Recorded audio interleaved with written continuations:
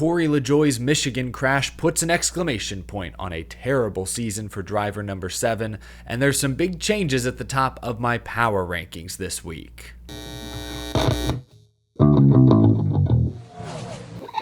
How's it going, y'all? My name is Eric. Welcome to Out of the Groove. Packed show for y'all today on a Tuesday. But first, we have to thank our sponsor, Peanut Patch. Available at both Walmart and Sam's Club. Did you know that boiled peanuts are the official snack of South Carolina? And if you're headed to Daytona this weekend, Peanut Patch will be there sampling Friday and Saturday. They'll have a vintage David Reagan car on display. I appreciate Peanut Patch sponsoring the show. Head to peanutpatch.com. Follow them on social media.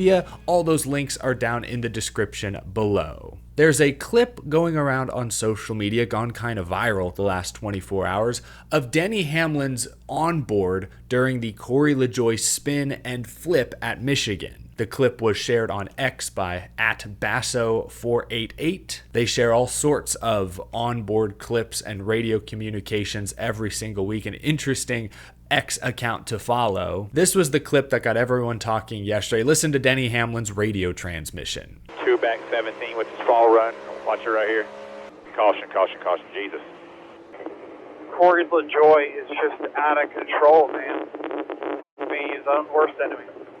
Everyone is talking about the flip itself, the blowover, the safety implications. What, if anything, needs to be done to these cars? Not nearly as many people are talking about Corey LaJoie himself. And to me, that's telling. That tells me that most, if not all, fans have officially hopped off the Corey LaJoie bandwagon. It highlights this turning point that Corey LaJoie's career appears to be at. As the Cyan Boy pointed out in the comment section of my previous video, LaJoie really went from 0 DNFs in 2023 to 2 flips in 2024. It's funny, but it's also not funny. I feel like LaJoie's post-race comments yesterday kind of said it all. That's just about the way the year's gone. You know, we have a good car, and I find a way to flip it upside down.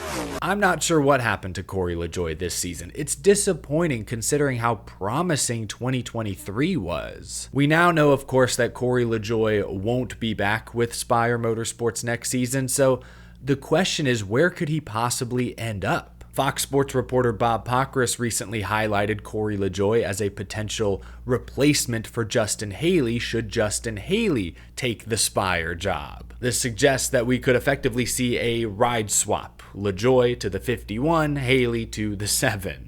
Again, just a rumor, nothing is confirmed by any means. And don't get me wrong, Rickware Racing is a respectable team. Like, they're capable of putting together some good runs. This is not the Rickware Racing of 5 years ago. But if LaJoie ends up at Rickware, it is a step backwards. Like I said, LaJoie's career is at a turning point. A move to Rickware would stunt the upward trajectory Corey's career has been on. Think about it. He was getting paid nothing at BK Racing, went to Go Fast. That was an upgrade. Then from Go Fast to Spire. That was an upgrade. Spire from 2021 to 2024. That's been a steady upgrade. LaJoie got an opportunity to sub for Chase Elliott. Hendrick Motorsports took notice of his work. That's an upgrade. But now, being let go from Spire, potentially ending up at Rickware, that's not an upgrade. That's a downgrade. LaJoie could certainly show some flashes next year, but he'll be right back to that same old familiar role of keep the nose clean, make it to the finish. We've seen that from Corey LaJoie for almost his entire career. He's been the lovable underdog, non-threatening, not expected to contend. I'm not saying he doesn't deserve it. Again, LaJoie has struggled mightily this year. Recently, he's getting outrun by both of his rookie teammates.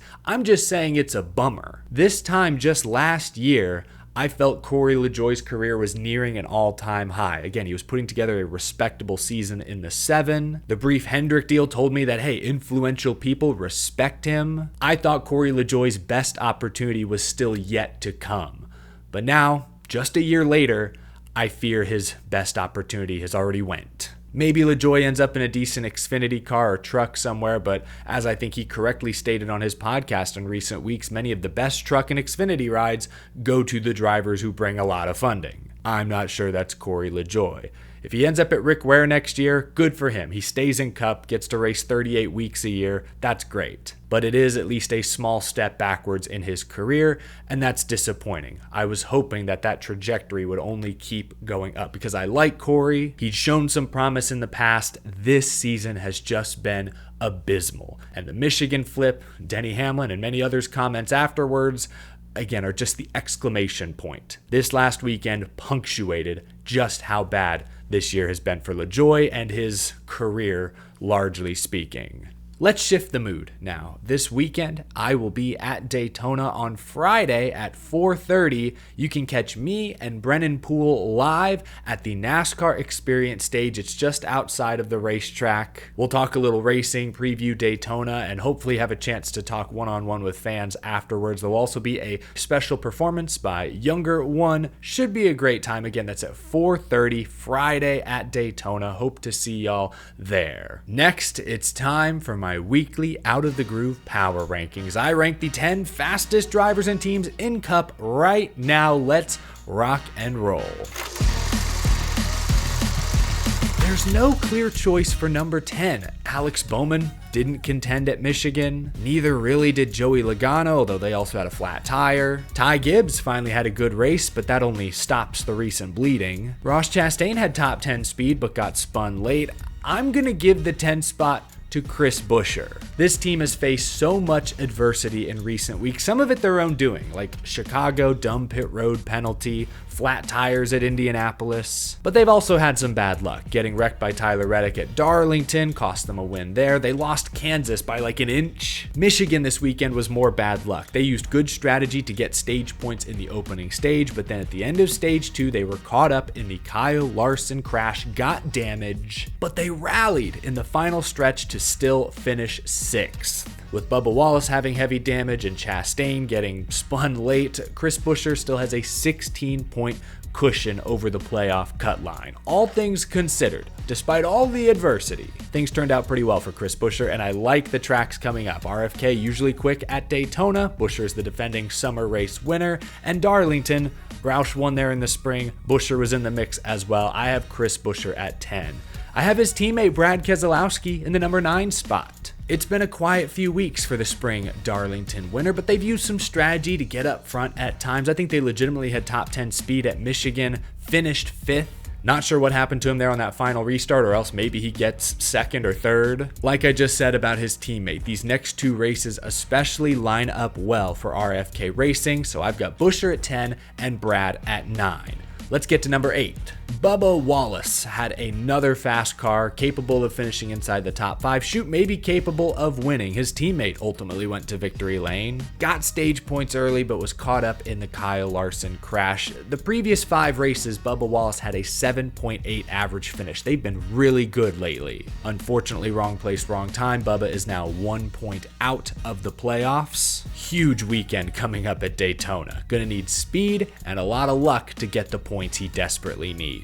At number 7, I have William Byron. He led 20 laps this weekend, his first laps led since Charlotte in May. That's insane. He also earned 15 stage points this weekend, which I believe led all drivers. Smart strategy, stayed out of trouble, survived the finishes. I'm sure he'll replay that final overtime. He was the control car. Reddick got the best of him, but that 45 at that point in the race was the fastest car on track. No shame in coming up 2nd. At number 6, I have Byron's teammate Chase Elliott. He ultimately finished 15th, but ran around the top 5, top 10 all day long. Something happened on the final lap that knocked him back a few spots. He was 2nd in the opening stage. Look, I need to see more top 5 speed from Chase Elliott, and I need to see a top 5 finish. His last 4 finishes now are 9th, 10th, 9th, and 15th. That's good, but that's not deep playoff run good. Still, I'll keep Chase Elliott in the 6th spot for now. At number 5, I'll keep Denny Hamlin.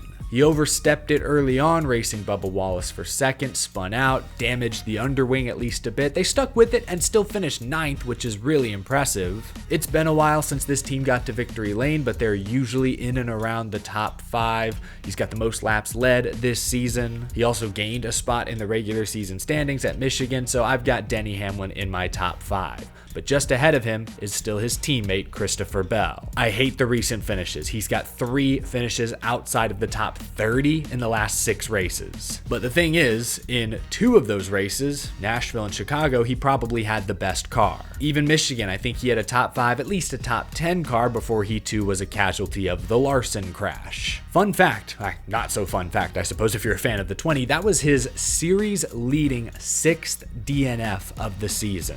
Gotta clean that up. Gotta clean up the mistakes. A speeding penalty took him out of contention at Richmond. This 20 car could easily have 5, 6, maybe more wins this year. They've got 3, which is great, but you gotta limit the damage when things go bad. You can't have multiple 30th place finishes in the playoffs and expect to get to the championship 4. Still, Christopher Bell in the 4th spot. At number 3, I got Ryan Blaney, the defending series champion. He was running top 10 before he got boxed in by Chase Elliott on the final lap. He led 15 laps at Michigan, won the opening stage. It's been a good summer for Ryan Blaney. He was 12th just a couple months ago in the points. Now he's 5th. Ryan Blaney at number 3.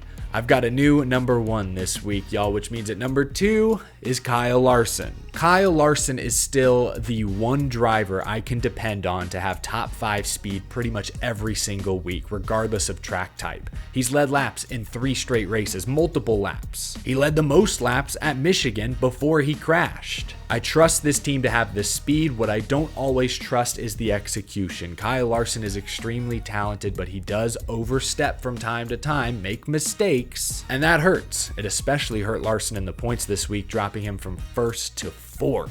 Crucial playoff points on the line once the regular season ends. Kyle Larson at 2. At number 1 for the first time all year is Tyler Reddick. I've had him in my top 3 for weeks, but he has to be number 1. Obviously won at Michigan. He has a 3.2 average finish the last 7 races. 2 wins on the year. He's got by far the most top 10s, the most top 5s of anyone in this series, and now he's the regular season points leader. What more can I say? Crazy fast, crazy consistent Tyler Reddick, the obvious choice at number 1 this week on my Out of the Groove power rankings. But let me know in the comments below if you agree with my top 10. Now, real quick, before I go, today I uploaded a new episode of Power Hour, the podcast I do with NASCAR driver Brennan Poole, and Rajah Caruth was our special guest. I've known Rajah for a few years. You can check out the full episode down in the description below. There's a YouTube version. It's also available wherever you get your podcasts. But here in this episode, I want to share a fun clip. We had Rajah Caruth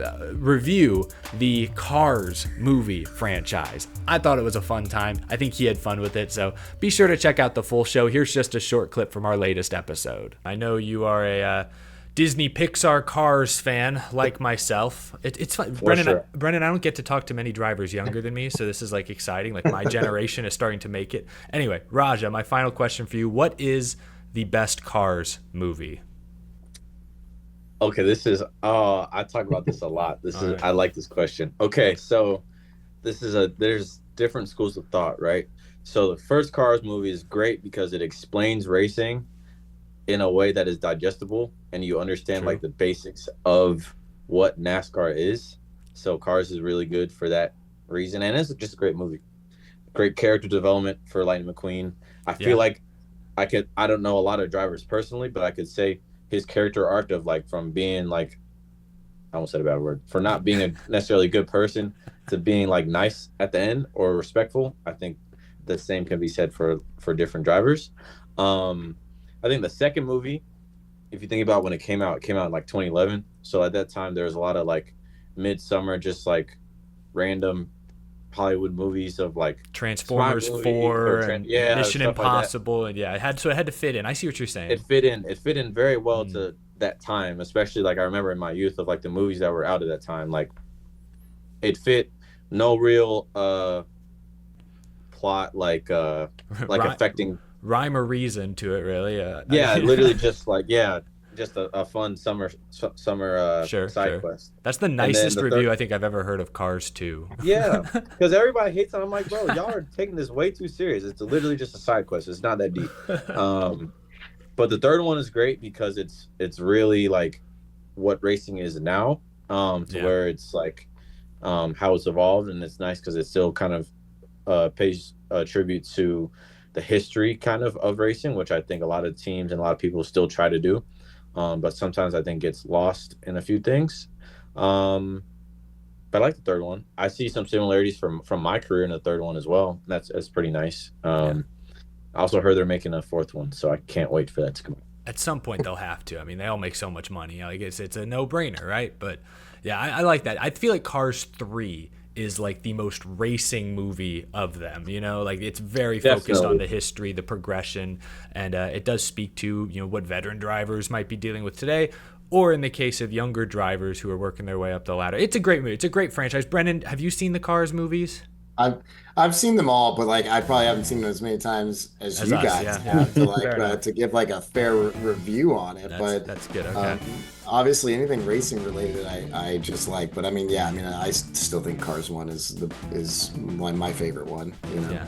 Thank you so much for watching this video, y'all. Leave a like if you enjoyed, subscribe if you're new and you want to get the latest NASCAR news, commentary, and other great content every single day. And a big thank you to my Patreon supporters as well. So many announcements. Tonight is the NWP 400, an iRacing event that me and my friends are sponsoring. It's on IDK Players YouTube channel. Be sure to check that out. And then of course, Friday, 4:30, you can see me live at the NASCAR Experience stage at Daytona International Speedway. Should be a good time. Thanks for watching, folks. I'll see you again soon.